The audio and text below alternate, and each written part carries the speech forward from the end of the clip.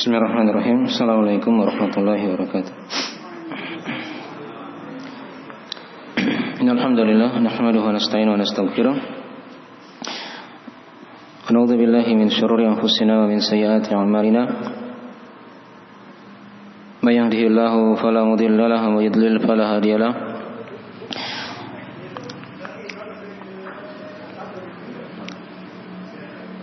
Asyhadu an la ilaha illallah wahdahu la syarika lahu wa asyhadu anna Muhammadan abduhu wa rasuluh sallallahu alaihi wa alihi washabbihi wa man tabi'ahum bi ihsan ila yaumiddin amma ba'd.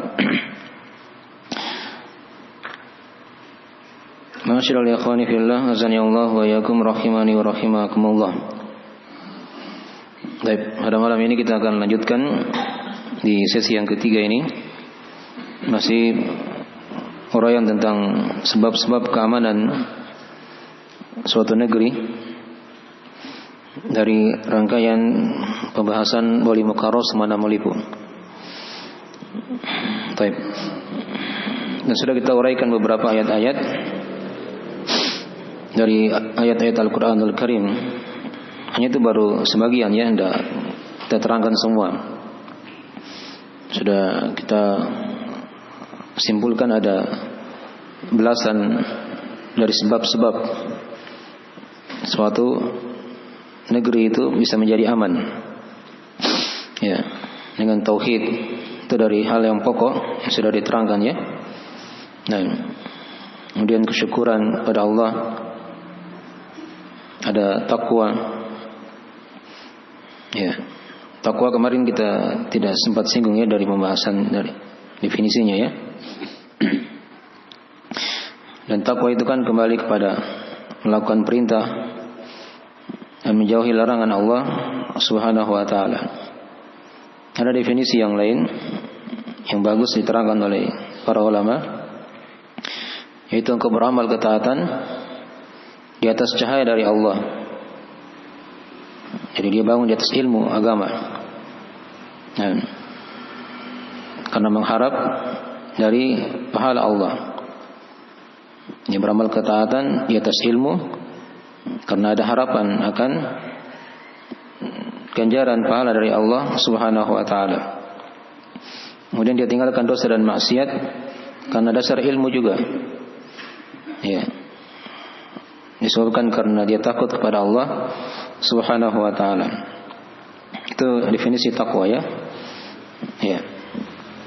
Dan sudah kita uraikan dari manfaat takwa itu walaupun ringkas, dari sebab-sebab yang menjaga, yang menimbulkan keamanan suatu negeri, yang menyebabkan adanya keamanan di suatu negeri.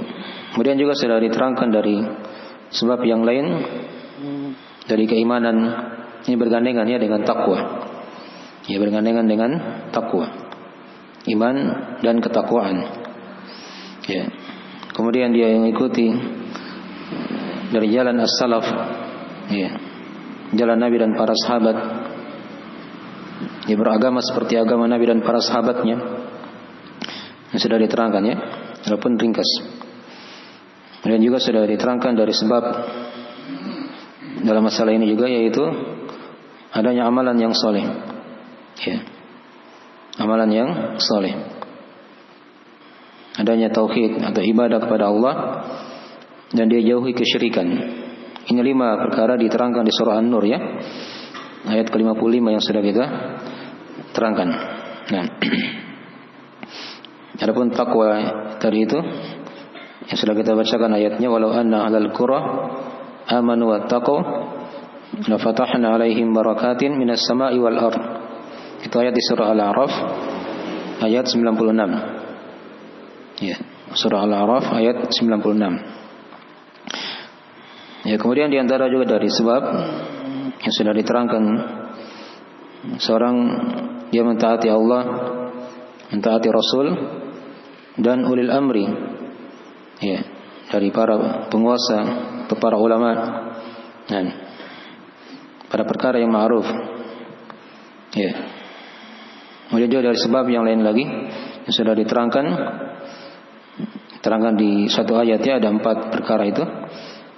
Ya, tegakkan salat, ya, membayar zakat, Memerintah kepada yang ma'ruf dan menghalangi dari yang mungkar. Tapi ini diantara sebab-sebab ya yang sudah kita baca dari ayat-ayat Al-Quranul Karim. Tapi sekarang kita masuk di hadis-hadis, sebagian hadis-hadis yang diterangkan oleh para ulama dari hal-hal yang dengannya menjaga atau melahirkan, menimbulkan keamanan, tercipta keamanan di suatu negeri.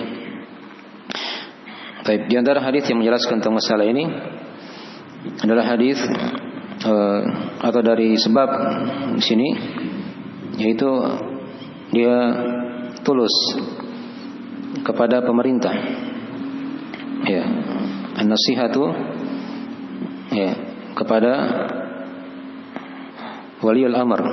Nah, dia berlaku tulus, dia jujur kepada pemerintah dan para ulama. Nah, mungkin dari hal yang dengannya akan tercipta keamanan di suatu negeri, di suatu daerah, tatkala mereka menghormati pemerintah, ya, mengagungkan pemerintahnya, ya, walaupun ini sudah kita singgung sedikit kemarin di ketaatan kepada waliul amr, ya, pada perkara yang ma'ruf. Tapi ada hadis yang lain yang menjelaskan tentang masalah itu. Nah, diterangkan dalam hadis di mana kata Nabi sallallahu alaihi wasallam dalam riwayat Imam Muslim, ad-dinu nasiha. Qulna liman? Qala lillahi wa li kitabihi wa li rasulihi wa li a'immatil muslimina wa 'ammatihim. Kata Nabi sallallahu alaihi wasallam, agama itu adalah an-nasiha. Ya. Maka kata sahabat ketika itu, ya, liman, kepada siapa nasihat tersebut? Kata Nabi, lillahi, untuk Allah, wali kitabihi, untuk kitabnya, wali rasulihi, untuk rasulnya, wali a'immatil muslimin, ya, untuk a'immah kaum muslimin. Di sini a'immah kata para ulama ada dua maknanya, ya. Bisa bermakna penguasa dan juga bisa bermakna para ulama. Nah, wa'ammatihim, dan juga kepada kaum muslimin secara umum. Ya. Apa itu an-nasiha? An-nasiha itu kalau dari kata an-nusuh, ya, sesuatu yang bersih, yang jernih, yang tidak ada kotorannya, itu ya. Itu makna dari an-nasiha. Ya. Sama seperti kalau dikatakan oleh orang Arab, ya, madu itu dinasihati, artinya disaring dia, dibersihkan kotoran-kotorannya, sehingga lahirlah madu yang asli, begitu ya. Taib. Kadang bahasa lain oleh para ulama mereka mengartikan dengan keikhlasan, ketulusan, begitu ya.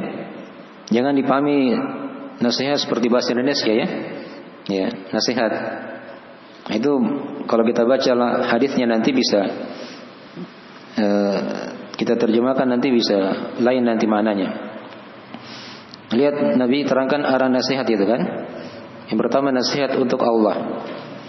Ya, kalau diartikan nasihat dia sampaikan begitu ya, kebaikan, ini tidak cocok ya. Kalau dia nasihati Allah kan tidak mungkin. Jadi an-nasihat di situ maksudnya dia tulus. Ya, dia jujur kepada Allah. Dia ikhlas dalam beribadah kepada Allah Subhanahu wa taala. Itu mana-mana an-nasihat. Dia tauhidkan Allah. Dia murnikan Allah dalam ibadah. Ya, itu nasihat untuk Allah. Kemudian wali kitabihi, untuk kitabnya. Ya. Dengan caranya dia nasihati kitab Allah. Tidak mungkin dia ceramai kan? Itu tidak boleh kita seperti itu ya. Dia nasihati, maksudnya dia nasihat kepada kitab Allah. Ya, dia pelajari Al-Quranul Karim. Ya. Kemudian dia hafalkan apa yang dia bisa hafal semampunya. Dari surah-surah pendek kan yang paling gampang, bertingkat berlanjut, ya gitu ya, sampai dilatih. Dan hafalannya semakin banyak, sedikit demi sedikit. Dan juga di antara nasihat kepada kitab Allah, ya, selain dia pelajari, dia hafalkan, dia amalkan dari kandungan Al-Quran Al-Karim, dari kitab Allah Subhanahu wa ta'ala itu. Ya. Dan selainnya dari mana-mana nasihat, ya, itu dari mana ketulusan, dibenarkan Al-Quran, ya, Al-Karim, yang tidak ada keraguan padanya. Kemudian nasihat kepada Ar-Rasul, yang juga mirip, ya. Tidak mungkin kita nasihati Rasul, kan begitu. Artinya dia tulus, ya, kepada Rasulullah Sallallahu Alaihi Wasallam.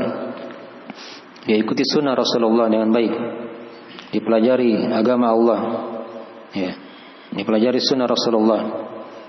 Nah, ini dari mana-mana nasihat kepada Rasul, dia amalkan sunnah tersebut, ya, dan dia bangun ibadahnya di atas tuntunan Rasulullah Sallallahu Alaihi Wasallam. Ya, banyak dari mana-mana nasihat. Dia benarkan Rasulullah Muhammad Sallallahu Alaihi Wasallam. Ya, dan seterusnya dari mana-mana nasihat. Dia taati perintah beliau, dijauhi larangannya. Dari mana-mana nasihat kepada Rasul. Kemudian nasihat kepada a'immah kaum muslimin. Ini yang kita bahas sekarang. Ya, a'immah di sini bisa dua tadi, ya. Dari mana imam? Ya, a'immah ini kan jamak, ya. Kalau mufradnya imam, begitu, ya. Panutan di tengah kaum muslimin. Ini mencakup penguasa dan juga mencakup para ulama. Ya. Penguasa tadi dimaklumi dari mana nasihat, dia mentaati pada perkara yang ma'ruf, ya, tidak melakukan kudeta atau demonstrasi. Nah, kalau dia ingin kritik atau dia masukkan saran, ya, dia bicara dengan penguasa dengan cara yang baik, ya, bukan dengan dia turun ke jalan, dia beberkan aib pemerintah di tengah jalan begitu, ya. Nah, tapi dia bicara empat mata. Itu diterangkan dalam hadis-hadis, ya. Nah, dia ambil tangannya, fal yansahu sirran, kemudian dia nasihati secara rahasia. Ya. Kalau dia terima nasihat tersebut, maka itu yang diharapkan. Kalau tidak, maka sudah selesai tanggung jawabnya. Ya. Begitu caranya menasihati pemerintah. Ya. Jadi yang terlihat di media-media saat ini itu bukan cara yang baik, ya, bukan cara yang benar, ya, bukan cara yang benar dalam menasihati pemerintah. Ya, kalau dia ingin jujur, dia tulus, dia datangi pemerintah dengan baik, dibicara baik-baik. Ya, nah, dan akhir-akhir ini makin menjadi, ya, perkara-perkara ini karena dipicu dengan hal-hal yang kadang, ya, masuk di situ orang-orang yang tidak bertanggung jawab, ya, memanas-manasi, mengadu domba dan seterusnya, provokasi masyarakat dengan pemerintah. Ya, baik. Maka di antara dari mana-mana nasihat. Kemudian juga di antara nasihat ketulusan kepada pemerintah, ya, kita doakan mereka, ya, dengan doa yang terbaik. Dengan doa yang terbaik. Ya, perhatikan Imam Ahmad rahimahullah taala, ya, imam kaum muslimin. Beliau bukan pegawai pemerintah, bukan PNS kalau di bahasa kita sekarang, ya, bukan ASN. Tapi beliau berkata, ya, "Lau kana li da'watun mustajabah, ya, ma ja'altuhu illa lisultan."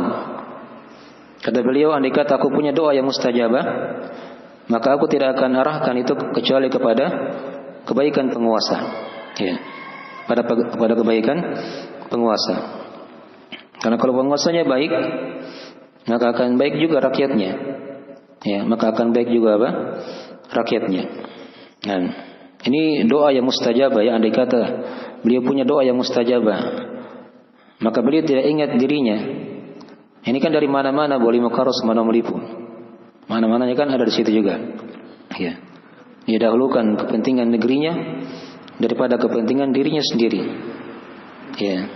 Andai kata beliau punya doa yang mustajabah, maka beliau akan arahkan kepada kebaikan pemerintah. Ya, itu yang dia pikir pertama. Nah, itu yang dipikir pertama. Baik. Ya, jadi di antara bentuk-bentuk dari nasihat, ya, ketulusan kepada pemerintah kaum muslimin. Nah, wa ammatihim, dan juga kepada kaum muslimin secara umum, ya, menasihati mereka dengan mengajari mereka agama, ya, menginginkan kebaikan sama dengan kebaikan yang dia ingin, ya, yang dia inginkan juga tercapai kepada kebaikan itu untuk, ya, kaum muslimin juga secara umum. Nah, apa yang dia suka pada dirinya itu juga yang dia suka untuk orang lain. Nah, dari mana-mana nasihat kepada kaum muslimin secara umum. Ya, jadi hadis ini adalah hadis yang sangat agung, ya, yang andai kata semua mengamalkan perkara itu, maka akan tercipta keamanan, ya, di suatu negeri. Dan tidak terjadi berbagai macam kekacauan atau huru-hara yang kadang terlihat, ya, di akhir-akhir ini. Baik. Akhirnya dari sebab yang lain lagi, ya, dari hadis yang kita ambil. Dan kemudian dari sebab yang lain lagi, dari sebab-sebab yang dengannya akan tercipta keamanan dari hadis-hadis Rasulullah sallallahu alaihi wasallam. Baik. Yaitu seorang dia berpegang teguh. Ini mirip sebenarnya dengan pembahasan tadi, ya. Dia berpegang teguh dengan jamaah kaum muslimin. Ya. Dia berpegang teguh dengan jamaah kaum muslimin. Baik. Ya. Itu hadisnya panjang, ya, diterangkan dari hadis Hudzaifah Ibn al-Yaman dari riwayat Al-Bukhari Muslim. Dari riwayat Al-Bukhari dan Muslim. Jadi Hudzaifah itu, ya, dulunya bertanya kepada Rasulullah sallallahu alaihi wasallam tentang hal-hal yang jelek, ya. Adapun manusia, kan, diterangkan dalam hadisnya panjang. Ya, manusia itu bertanya sama Nabi pada hal-hal yang baik-baik saja, ya, hal-hal yang membawa kebaikan. Tapi kalau Hudzaifah, beliau bertanya kepada Rasulullah sallallahu alaihi wasallam hal-hal yang jelek, ya, tentang fitnah yang melanda, begitu, ya, tentang fitnah yang melanda, ya. Saya bacakan teks hadisnya, ya. Dan kata Hudzaifah bin al-Yaman, kata beliau, ya, ya Rasulullah, inna kunna fil jahiliyah. Ya Rasulullah, sesungguhnya kami dulu di masa jahiliyah. Nah, inna kunna fi jahiliyatin wa syarr. Sesungguhnya kami dahulu di masa jahiliyah dan kejelekan. Faja'ana Allahu biha, maka Allah Subhanahu wa taala datang, ya, kepada kami, ya, bihadzal khair, dengan kebaikan ini. Faja'ana Allahu bihadzal khair, maka Allah datang kepada kita, kepada kami, dengan membawa kebaikan ini, dengan diutusnya Rasulullah sallallahu alaihi wasallam. Ya. Fahal ba'da hadzal khair min syarr? Apakah setelah kebaikan ini ada kejelekan? Ya. Jadi Hudzaifah tanya begitu. Apakah setelah keislaman ini Nabi datang, ya, ada para sahabat, ya, mereka masuk Islam, mengenal sunnah Nabi sallallahu alaihi wasallam, ya. Nah, apakah setelah kebaikan ini ada kejelekan? Kata Nabi sallallahu alaihi wasallam, "Na'am." Ya, ada kejelekan setelah itu. Ya. Maka kata Hudzaifah, "Qultu wa hal ba'da dzalika syarr min khair?" Apakah setelah kejelekan itu ada kebaikan lagi? Ya, kata Nabi sallallahu alaihi wasallam, "Na'am. Wa fihi dakhan." Ya, setelah kejelekan itu ada kebaikan, tapi padanya ada kabut-kabut, ya, ada asap. Artinya beda kebaikan yang kedua ini dengan kebaikan yang pertama. Ya, beda di masa Nabi ya dan para sahabat. Itu jelas sekali terlihat cahaya ilmu agama itu, keislaman. Ya, sunnah itu hidup. Setelah itu terjadi kejelekan. Ya, terjadi fitnah-fitnah. Ya, kejelekan yang tersebar di kaum muslimin. Setelah itu ya, muncul lagi kebaikan. Ya, muncul lagi kebaikan. Tapi di kebaikan yang kedua kali ini itu ada dakhan kata Nabi. Ada asapnya. Ada hal-hal yang membuatnya kabur. Tapi tetap ada kebaikannya. Tetap ada apa? Kebaikan. Ya. Ada ilmu terlihat, tapi di mata manusia yang lain mungkin itu dianggap bukan ilmu. Ya, dianggap bukan ilmu. Ada hal yang samar, yang kabur, yang kadang mereka ya menganggapnya sebagai hal yang jelek. Ya, maka di situ kata Hudzaifah, "Wa ma dakhnuhu?" Ya, apa asapnya itu? Jadi di sini beliau langsung bertanya langsung pada titik pembahasannya begitu. Apa asap yang ada pada kebaikan itu? Ya. Maka Nabi sallallahu alaihi wasallam menjawab ketika itu, qaumun yahduna bighairi hadi. Dan ta'rifu minhum wa tunkir. Itu suatu kaum yang mereka ini berpetunjuk dengan selain petunjukku kata Nabi. Ya. Engkau tahu mereka dan engkau ingkari perkara itu. Ya. Nah, ini dakhannya maksudnya, asapnya ya. Yang ada kebaikan tapi ada asap. Dicampuri oleh kaum-kaum seperti ini. Ada suatu kaum mereka berpetunjuk ya, mengambil jalan agama tapi bukan dengan jalan Rasulullah sallallahu alaihi wasallam. Dan ini diketahui oleh orang-orang yang berilmu. Ya, engkau tahu perkara itu dan kamu ingkari. Mereka ini memang tidak berjalan di atas apa? Jalan yang benar. Dipahami ya? Itu ditahu oleh orang-orang yang berilmu. Tapi ada muncul kaum tersebut tersebar di tengah manusia. Baik. Qultu kata Hudzaifah, fa hal ba'da dzalikal khair min syarr? Ya. Kata beliau, apakah setelah kebaikan itu ada kejelekan lagi? Ya. Jadi ini sudah muncul lagi kejelekan. Yang keberapa sekarang? Yang kedua kan? Jadi ada kebaikan, ada kejelekan. Ada kebaikan, tapi padanya ada apa? Dakhan, ada kotoran, ada asap. Itulah tadi kaum yang berpetunjuk dengan selain petunjuk Rasulullah sallallahu alaihi wasallam.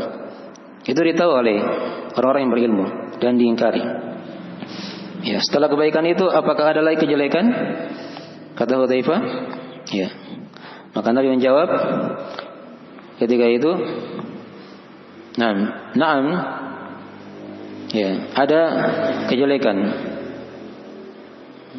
Dan Nabi terangkan di situ kejelekan tersebut, yaitu du'ati atau du'atu ala abwabi jahannam. Ya. Man ajabahum fiha qadhafuhu fiha. Ya. Nah, kejelekan itu setelah kebaikan tadi ada kejelekan. Ya, kata Nabi, iya ada kejelekan. Nabi terangkan langsung apa kejelekan tersebut, yaitu du'atun ala abwabi jahannam. Ini kejelekannya. Dai-dai yang menyeru kepada pintu neraka jahannam. Ya. Man ajabahum ilaiha qadhafuhu fiha. Siapa yang menjawab dakwanya, maka mereka akan melempar ya orang itu ke dalam api neraka. Ini kejelekan yang kedua yang muncul. Dan ini ada di akhir zaman ya. Dia sifatnya dai, bukan orang awam ya. Dai tapi ajarannya menyeru kepada apa? Itu neraka jahanam. Ya, dikenal di masyarakat dia dai. Tapi hakikatnya mengajak kepada apa? Neraka jahanam. Ya, neraka jahanam. Ya. Nah, maka di situ Hudzaifah berkata, "Qultu ya Rasulullah, ya, sifhum lana." Kata Nabi atau kata Rasulullah, kata Hudzaifah, "Ya Rasulullah, sifatkan ya kepada kami ciri-ciri mereka itu." Nah, sekarang mulai dirinci. Tadi kan Nabi sudah terangkan sifatnya. Mereka ini dai, tapi menyeru kepada neraka jahanam. Siapa yang mengajak, siapa yang mengikuti dari dakwanya, mereka akan masukkan ke dalam neraka. Nah, Hudzaifah tanya lagi, lebih rinci lagi. Ya, tentang sifat dai-dai tersebut. Ya. Kata Nabi sallallahu alaihi wasallam, "Nam, qaumun atau apa? Fahum min jildatina wa yatakallamuna bi alsinatina." Ya, mereka itu hum min jildatina. Mereka itu dari kulit-kulit kita. Dari muslim juga. Ya. Dan mereka berbicara dengan lisan-lisan kita. Ya, hati-hati ya. Jadi ada ayat yang dia baca, ada juga hadis yang dia baca. Nah, itu dari ciri dai-dai tersebut. Jadi bagaimana caranya dibedakan ini? Ya. Nah, dia dari muslim, kemudian dia pakai juga ayat Al-Quran, dia pakai juga apa? Hadis Nabi sallallahu alaihi wasallam. Ya. Qultu fama ta'muruni in adrakani dzalika? Kata Hudzaifah, ya, apa yang engkau perintahkan kepadaku jika aku mendapati masa seperti itu? Ya. Dai yang mengajak pada pintu neraka jahanam. Ya. Maka kata Nabi sallallahu alaihi wasallam, "Talzam jama'atal muslimin wa imamahum." Nah, ini pokoknya yang kita akan terangkan ya. Yaitu engkau berpegang teguh dengan jamaah kaum muslimin dan imam mereka. Dan imam mereka. Ya. Apa itu makna jamaah kaum muslimin? Jamaah itu kesimpulannya ada dua makna. Ya, ada dua makna. Ya. Makna yang pertama, dia bisa bermakna jamaah kebenaran. Ya, seorang berada, dia berpetunjuk, dia hidup di bawah naungan Al-Quran dan Sunnah. Ya, yang dipahami oleh Nabi dan para sahabat, para as-salaf. Ini yang dikatakan jamaah. Ya, bergabung ke situ. Ya, cari orang yang seperti itu. Dan yang berpemahaman, ya, dia berpetunjuk dengan Al-Quran dan Sunnah di atas pemahaman apa? Para as-salaf. Itu mana jamaah yang pertama. Ringkasnya seperti itu ya. Diterangkan oleh para ulama. Ya, walaupun dia sendiri, dia tetap dikatakan jamaah. Ya. Oleh karena itu kata para ulama, al-jama'atu ya ma wafaqal haqqa wa in kunta wahdak. Ya. Jamaah itu apa yang mencocoki kebenaran walaupun kamu apa? Sendiri. Kalaupun kamu sendiri, tapi kamu berada di atas kebenaran, itulah yang dikatakan jamaah. Itulah yang dikatakan apa? Jamaah. Ini mana yang pertama? Talzam jama'atal muslimin. Kamu berpegang teguh dengan jamaah kaum muslimin. Wa imamahum, dan imam mereka. Ya, mana jamaah yang kedua? Yaitu seorang dia hidup di bawah kepala negara, ketaatan pada perkara yang ma'ruf, di bawah pemerintah muslim yang syah. Ya, di bawah pemerintahan muslim yang syah. Dia mendengar dan taat. Ya, dia tidak melakukan demonstrasi kudeta ya kepada pemerintah. Ini dari mana jamaah yang kedua. Dia berpegang teguh, ya. Dia hidup di dalam suatu negara, ada pemimpin muslim, dia masuk ke situ. Ya, dia mendengar dan taat dan tidak apa? Melakukan kudeta kepada pemerintah. Yang sudah diterangkan tadi mana-mananya ya. Dia mendoakan pemerintah dan seterusnya. Ya, jika ada hal yang ingin disampaikan. Baik. Jadi dari mana apa? Jamaah yang kedua. Ringkasnya seperti itu. Ya.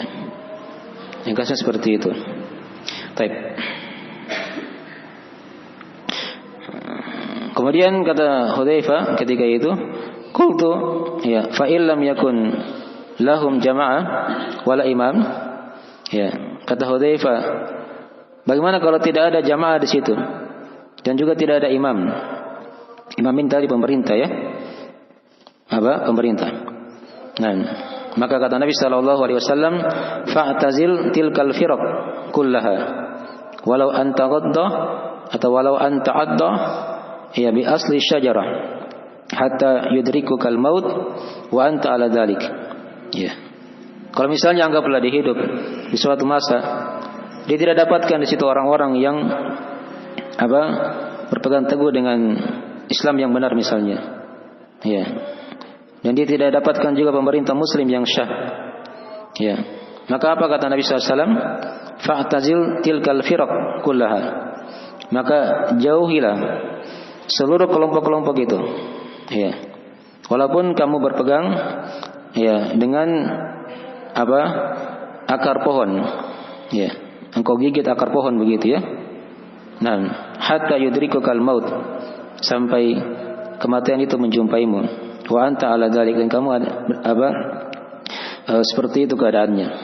Nah, jadi dari hadis yang sangat agung ya, yang panjang, yang menjelaskan tentang masalah berpegang teguh dengan jamaah kaum muslimin dan imam mereka.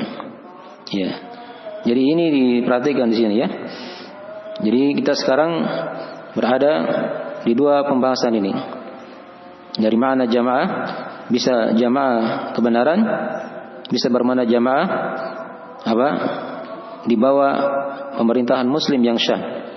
Ya. Dan kalau jamaah kebenaran, siapa yang pimpin?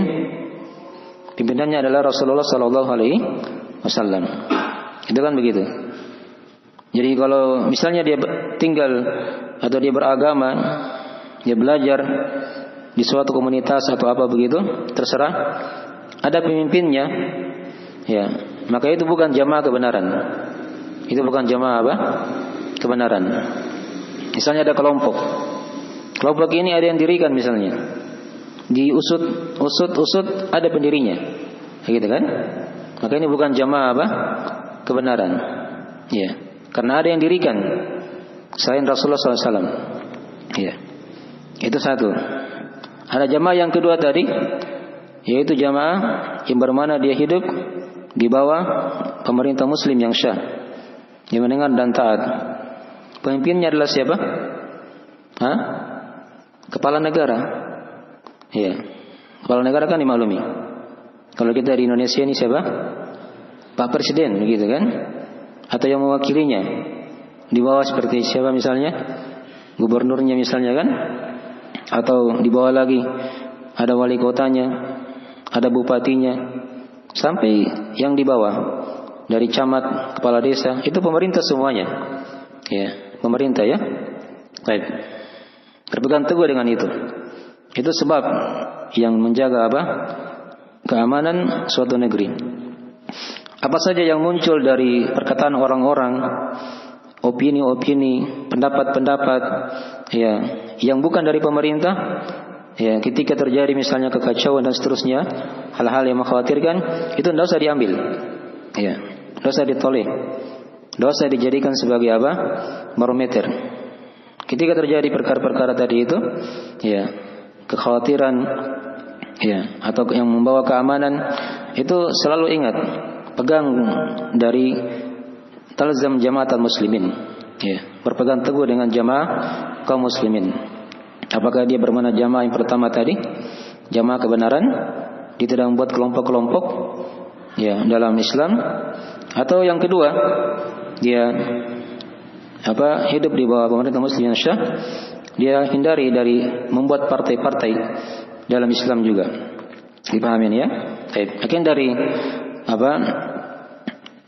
sebab-sebab ya yang dengannya akan menjaga keamanan, tercipta keamanan di suatu negeri. Nah, di suatu negeri ini uraiannya sebenarnya agak panjang ya. Kalau kita ingin uraikan secara rinci, tapi ini hanya ringkasan dari tambahan 2 hadis seputar masalah ini, dan mungkin insyaallah taala cukup dari apa yang bisa kita tambah, kita kaji pada malam hari ini. Jadi di sini 2 lagi dari sebab yang lain tadi ya. Yang pertama tadi seorang dia tulus, jujur ya kepada pemerintah. Kemudian yang kedua, dia berpegang teguh dengan apa? Dengan jamaah kaum muslimin. Ya, ada yang ketiga kalau mau ditambah satu lagi saya ingin tambahkan, ini juga bagus. Ya, yaitu seorang itu dia mempelajari ilmu agama. Ya, mempelajari ilmu agama ini semua pokoknya kembali ke sini. Ya, dari sebab-sebab tadi itu, dari yang sudah diterangkan, itu kembalinya kepada ilmu agama. Ya, kembalinya kepada apa? Ilmu agama. Dia belajar agama, dia sebarkan ilmu agama. Mungkin dari sebab-sebab yang apa? Yang menciptakan keamanan suatu negeri. Tercipta keamanan ketika tersebar ilmu agama di situ. Ya, ada perkataan yang sangat indah dari Ibnu Al-Qayyim rahimahullah taala. Jadi maklum ya, keutamaan ilmu itu sangatlah banyak. Ya, sangat banyak sekali. Nah, beliau simpulkan di situ dari keutamaan ilmu, ya. Nah, yang berkaitan dengan masalah keamanan ini di suatu negeri, ya. Kata beliau, ya panjang dari perkataan beliau, saya ringkas saja dari apa yang beliau katakan. Nah, ya kata beliau rahimahullah taala, wa idza dhahara al-ilmu fi baladin, nah, jika ilmu itu tampak di suatu negeri, maka kata beliau qalla syarr fi ahliha, akan sedikit kejelekan pada penduduknya. Itu kaidah ya. Jika ilmu tampak di suatu negeri, akan sedikit kejelekan yang ada pada penduduknya. Sebaliknya kata beliau, wa idza khafiyal ilmu hunaka dhahara syarru wal fasadu. Ya, jika ilmu tersembunyi di situ, di daerah itu misalnya, di negeri itu, nah, maka akan tampak kejelekan dan kerusakan. Akan tampak apa? Kejelekan dan apa? Kerusakan. Nah, itu kesimpulan dalam masalah ini ya. Ya. Jika ilmu itu tampak di suatu daerah, ya di suatu negeri, maka akan sedikit kejelekan di situ. Ya, yang muncul. Tapi sebaliknya kalau ilmu itu tersembunyi, nah, tidak tampak, maka akan muncul kejelekan dan kerusakan. Ya, akan muncul kejelekan dan apa? Dan kerusakan. Maka ini yang harusnya kita giatkan ya. Ya, majelis-majelis ilmu itu dari tempat-tempat yang diberkahi oleh Allah Subhanahu wa taala, akan turun para malaikat. Ya, menaungi orang-orang yang belajar di situ misalnya, akan turun ketenangan, rahmat Allah. Dan yang hadir di majelis ilmu itu disebut-sebut oleh Allah di sisi para malaikatnya. Semakin banyak dia bermajelis ilmu, akan sering disebut oleh Allah Subhanahu wa taala.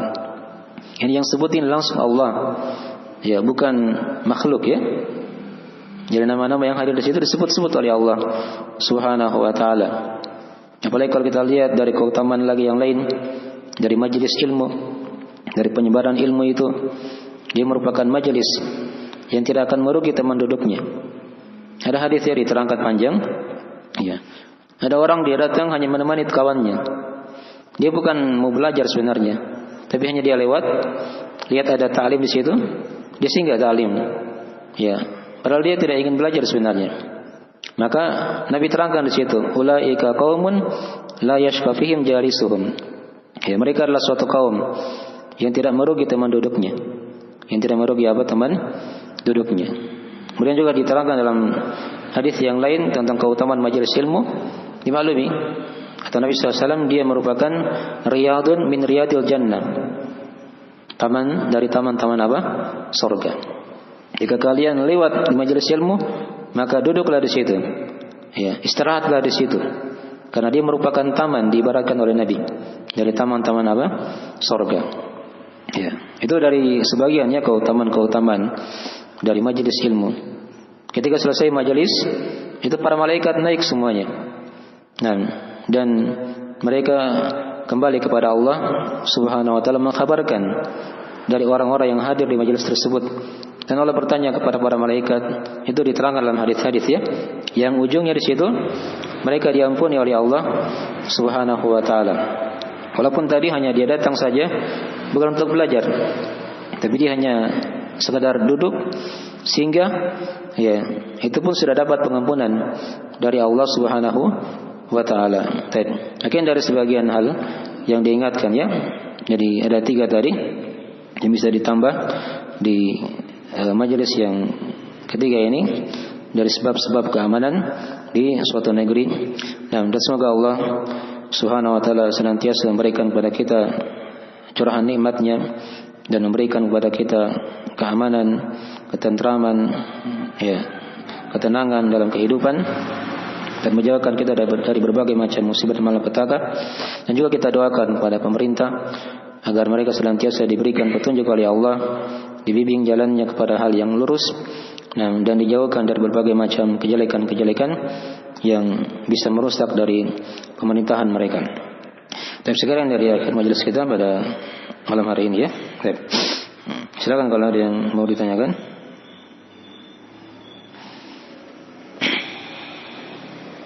Ada berapa tadi tambahan lagi dari sebab keamanan yang kita telah bahas? Ada 3 kan? Yang pertama apa tadi? Ya, dia tulus, jujur, ya, kepada pemerintah. Ya, kadang orang dia tulus mungkin di majelis ilmu, tapi pulang di rumah kadang dia cela-cela lagi pemerintah. Itu bukan tulus ya namanya. Ya, dihina presiden dan seterusnya. Ya, jadi hati-hati ya. Itu dijauhi seperti itu. Itu bukan ciri salafi. Ya, itu bukan ciri ahli sunnah. Mungkin di masyarakat, di orang banyak dia tulus, tapi dia pulang di rumahnya sudah habis pemerintah dimaki-maki dan seterusnya.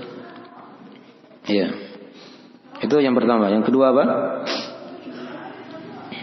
Dia berpegang teguh dengan jamaah kaum muslimin. Tadi sudah diterangkan ya, dari 2 makna jamaah itu. Dihidup seperti itu, dicari jamaah kebenaran. Dan yang kedua, kalau tidak ada, dia berpegang teguh dengan apa? Dia hidup di bawah pemerintah muslim yang syah. Kalau tidak ada, maka tadi sudah diterangkan, dia tinggalkan semua kelompok-kelompok dalam Islam, jangan masuk ke situ. Dia tinggalkan partai-partai ya dalam negara itu. Itu jalan keluar dari fitnah ya, agar tercipta apa? Keamanan. Nah, kemudian yang ketiga tadi apa? Ya, dia mempelajari ilmu dan dia sebarkan ilmu agama. Manfaat ilmu sangatlah banyak. Dan cukuplah tadi yang dikatakan oleh Ibnu Qayyim rahimahullahu taala. Ya, jika ilmu tampak di suatu daerah, akan sedikit kejelekan di situ. Tapi kalau ilmunya tersembunyi, ya, dai-nya juga malu-malu sebarkan ilmu, akan banyak kejelekan tersebar di situ ya, dan kerusakan. Dipahami ya? Dan makin dari hal-hal yang hendaknya kita jaga dalam kehidupan. Dan insyaallah taala cukup dari pembahasan kita di 3 sesi ini ya, seputar sebab-sebab keamanan suatu negeri.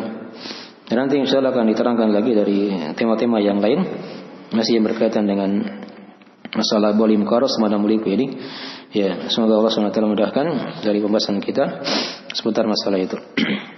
Tapi segera itu ya dari akhir majelis. Waktunya sudah lewat ya. Kita akhiri majelisnya, dan jika ada kekurangan mohon dimaafkan. Subhanakallahumma wa bihamdik, asyhadu an la ilaha illa anta, astaghfiruka wa atubu ilaik. Wassalamualaikum warahmatullahi wabarakatuh.